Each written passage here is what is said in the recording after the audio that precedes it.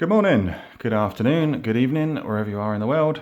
This is DMAC, and today I thought I'd do a little video on making a challenge lock. As some of you know, I recently went over 100 subscribers.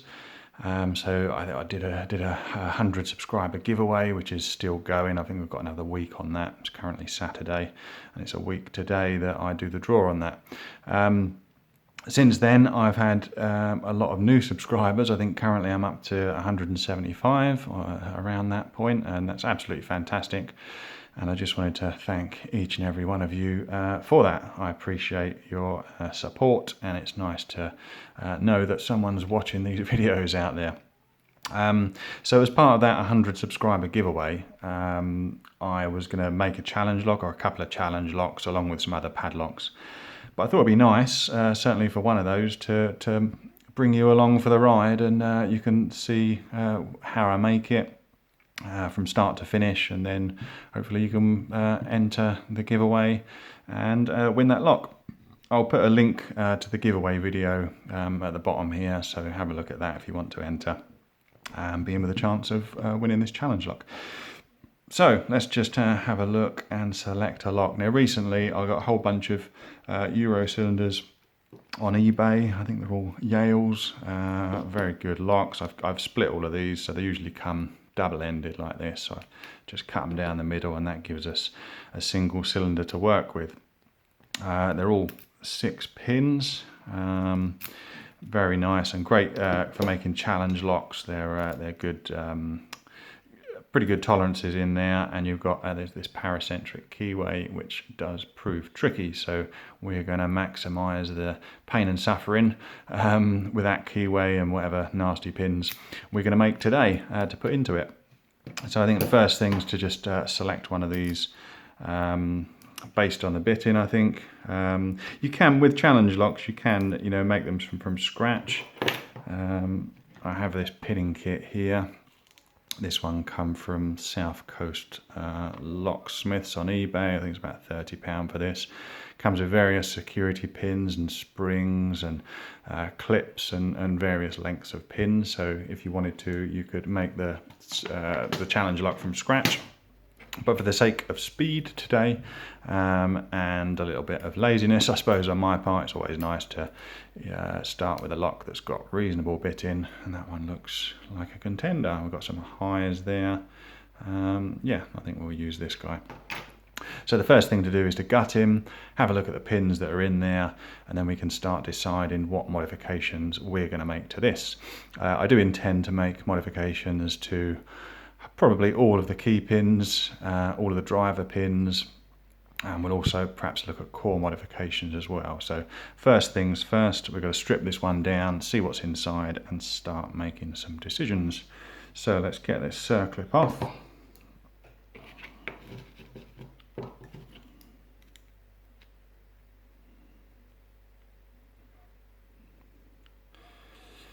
Now, I've not attempted yet to make challenge locks on video. I'm not confident yet in my setup, and it may well be noisy as we run the Dremel to make these pins. But I hope you'll bear with me while we do that. So just look in there. That's all the pins at rest. It looks like we've got countermilling in this core, which is fantastic. That will help us along. But you can see we've got some very low, small key pins, which means they need to be raised quite high to set, and that means we can maximize the difficulty with this, hopefully with those security pins. So let's get these key pins out. Or at least try to.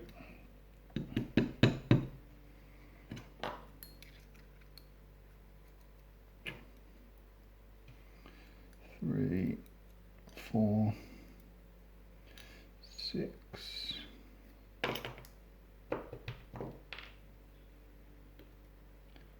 1, 5. Okay, we'll put the core to the side for now. Have a look at these driver pins. We've got a spool in 1, spool in 2, spool in 3, spool in 4, spool in 5, and of course a spool in 6. Very nice pins in these Yales to start with, and to be fair, even as standard cylinders to pick, they can be quite tricky. So I'll just show you there what we've got to start with. And there we go. So I think what we'll do today in this first video is look at modifications to the key pins and decide what it is we're going to do with those. So let's just take a look at these.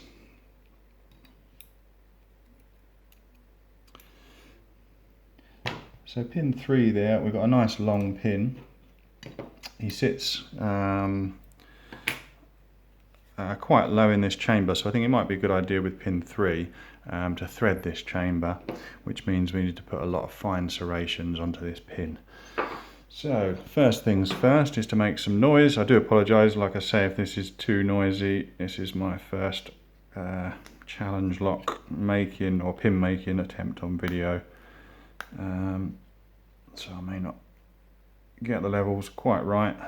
I'm not really into video editing, so this is all a one take kind of thing. So yeah, we've got him locked out there in the and we're going to use in the collet there, and we're going to use this jeweler's saw, very fine, rev him up and put some serrations on there. So I'll try and keep it in focus. It's difficult to do because I'm kind of looking at the there we go, that might work. So let's give it a go, see how we get on.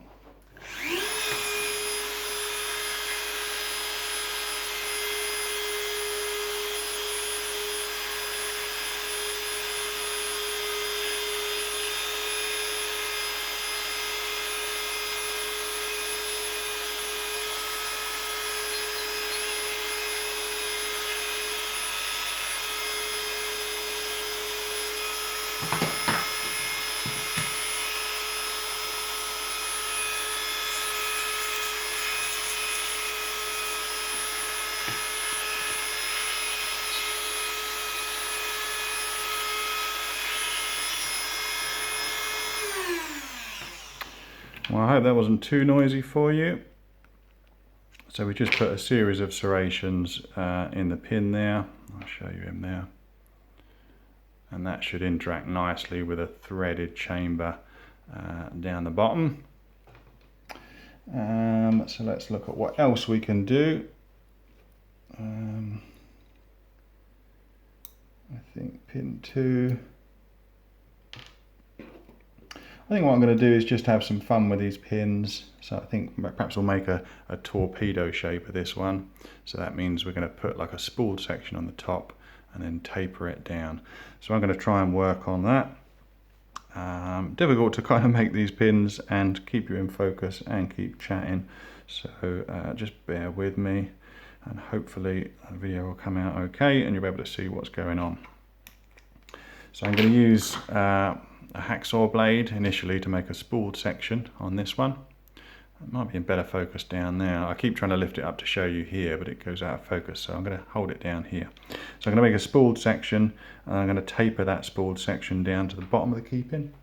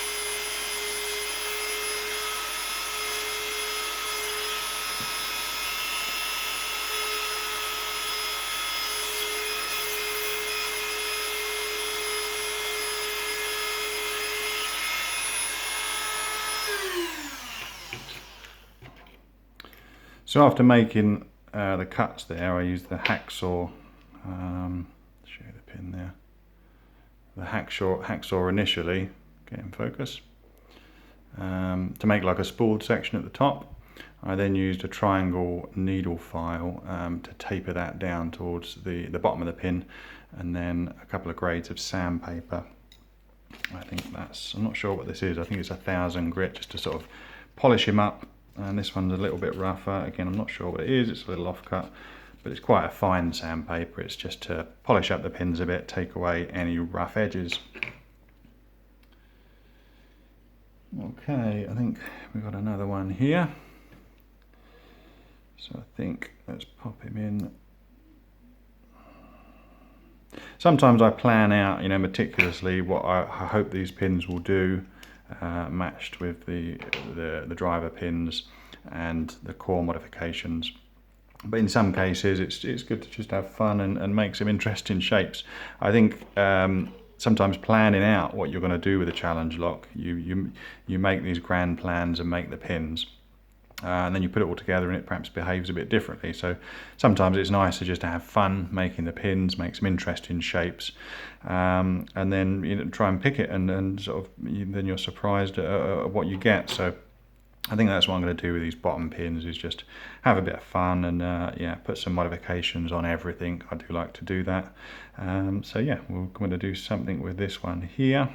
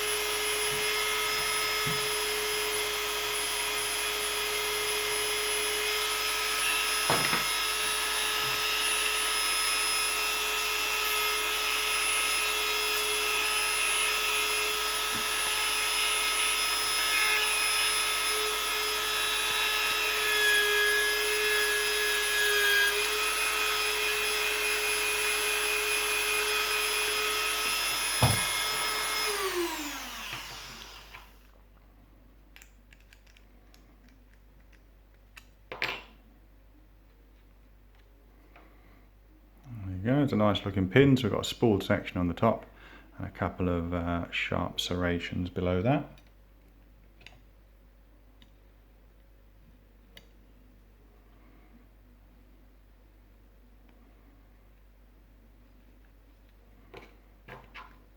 We'll do a series of serrations on this one.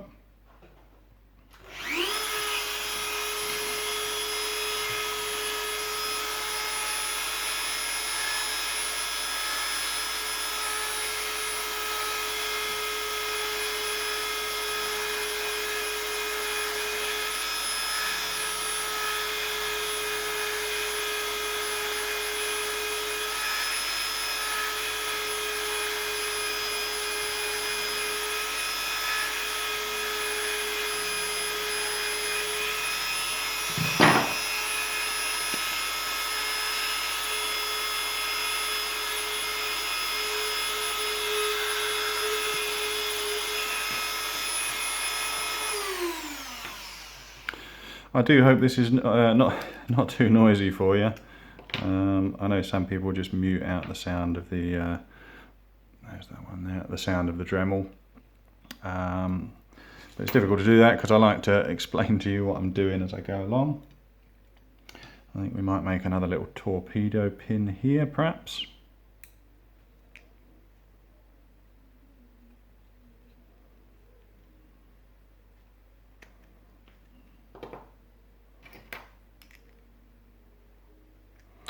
what I might do is just put a little, I might taper this pin actually, put some serrations on him and give him a little taper as well.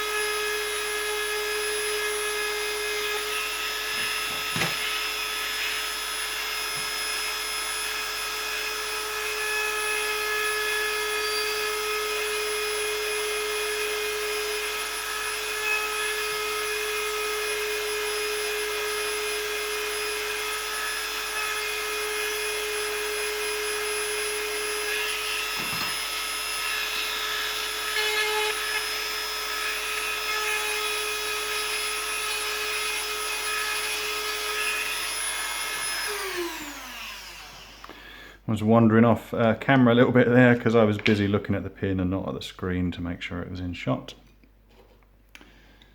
Okay, we've got a last pin there. I'm sure we can do something to him. Perhaps we'll give him a little section at the top, like a gin, you know, kind of a little spool. There's not much of him, so let's make sure he's well and truly in the chuck.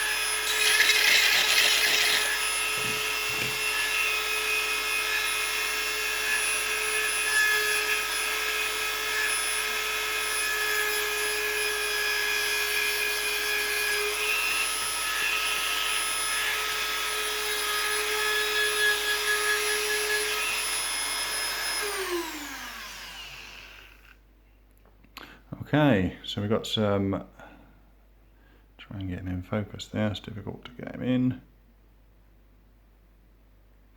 Won't quite get him, there we go. So you've got that sort of spooled section at the top, quite like the Assa gin spools. So let's put him down there, we'll look at these key pins.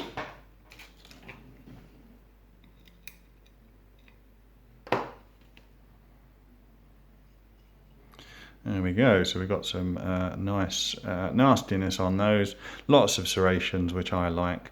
I think what we'll do is in another episode is thread some of these chambers on the core, and that should cause a lot of problems, particularly for the smaller pins like pin 1 and pin 5 there.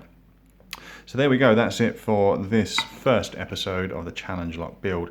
I think in the second episode I will look at these key pins, the driver pins, and we'll decide what we can do with these. I'm certainly not going to be keeping these spools as they are. They probably would work really well, but I would like to have a bit of fun and make something perhaps a bit pretty with those. So I hope you enjoyed that.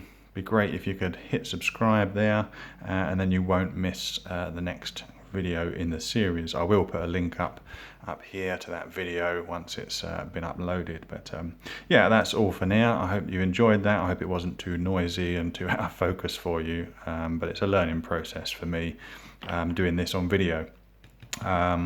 I don't think it's not until you start doing videos that you appreciate how difficult it can be. Having a camera in front of your face instead of what you're looking at. Particularly myself, my vision's quite good up close, and I tend to sort of have my nose touching my tools, and I'm very close when I'm working, so it's interesting to do that while having a camera in my face. But bear with me, and hopefully things will improve as experience increases and time goes on. But anyway, enough rambling.